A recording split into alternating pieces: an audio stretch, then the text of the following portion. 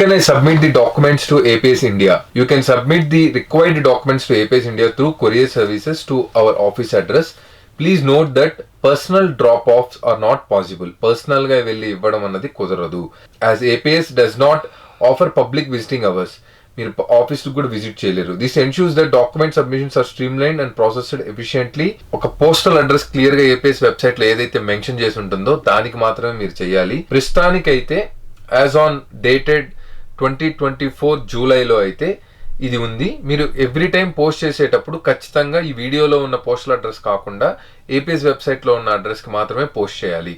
Academic evaluation centre, gate number 3, DLTA complex, RK Khanna Stadium, 1 Africa Avenue, 110029, new Delhi, India.